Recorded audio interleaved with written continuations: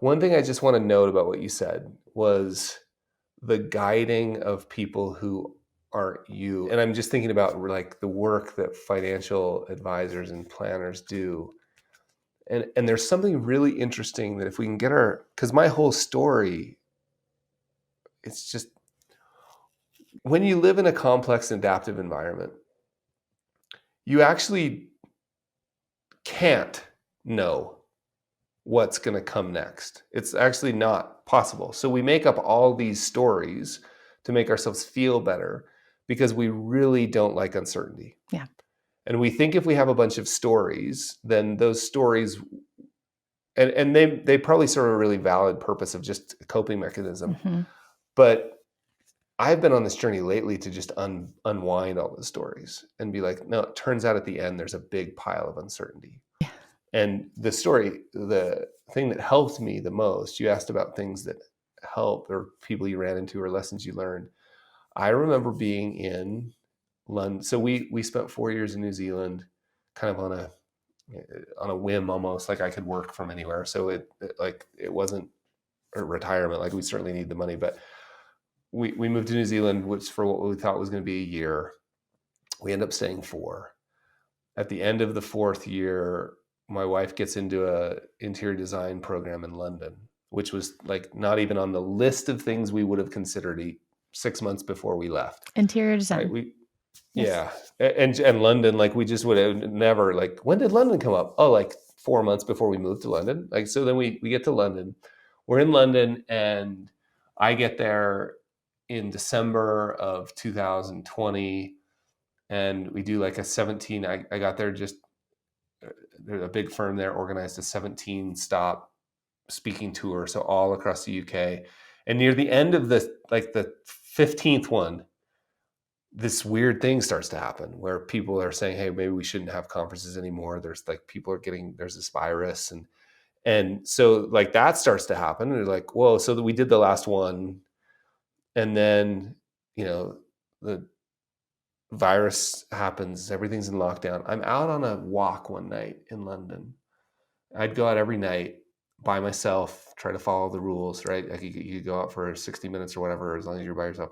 So I go out every night and I listen to one chapter of Pema Chodron's book, When Things Fall Apart.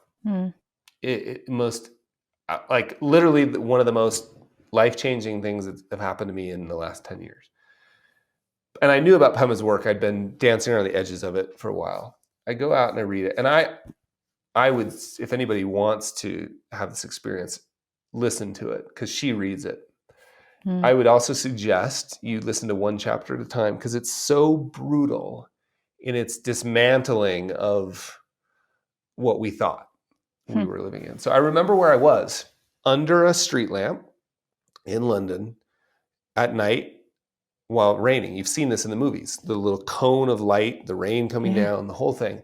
Listening to Pema, and Pema says, yeah, if you could just put yourself back in, back in that moment of April, May, whenever that, like the height, we had no clue what was going to happen. Yeah. And it's, now it's like, oh yeah, cute. It's a little bit like looking back at 2008, 2009, like, oh yeah, fine. Well, no, when we were in it, and I'm sitting there and Pema says, we've tried 1,000 times to tie up all the loose ends, and yet the ground is still shifting beneath our feet. And there I was, right? Like 6 months earlier, we hadn't thought about being in London. 2 weeks earlier, we didn't know about this thing called a virus.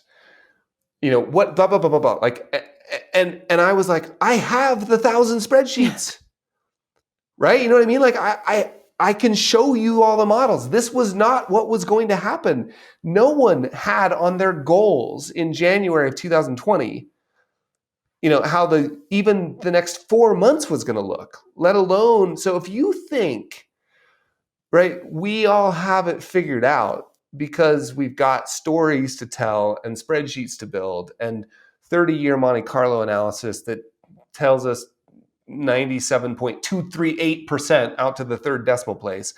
Like we have massive physics envy, right? Like we just want to find the law of gravity that as it relates to humans and their money, and we don't. And so that was one of the biggest, you asked for a moment, like that's the most, I mean, I've had moments like, Ron Lieber at the New York Times, like that was life changing, and it had nothing to do with me other than just increasing my luck surface area, right? Like I played in traffic, but I could have never bet. So anyway, Pema's work, that moment with Pema's work has really helped me realize, like, I don't know. And it turns out there's research, right? It turns out that in the academic literature on complexity theory, making decisions in complex adaptive environments, all you can do is get clear about where you are and then solve for the next, the literature says, solve for the next local optimum.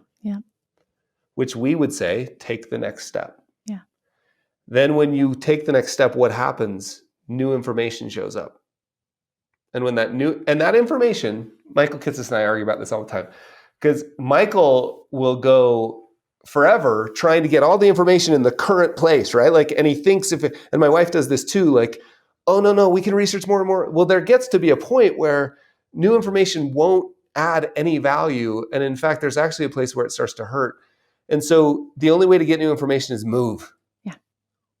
Right? And when you physically move, this physically, if you just move, like your office, even in the place you've been sitting for the last hour, if you move, new stuff becomes available. Then what do? Get clear about where we are, solve for the next local optimum. That's the job of a planner, right? Clear about where you are. And as Pema points out, I think we're at great risk of being sellers of certainty, because we have all these tools and we have physics envy and we can tell people and we can use Monte Carlo analysis and we can blah, blah, blah, blah, blah.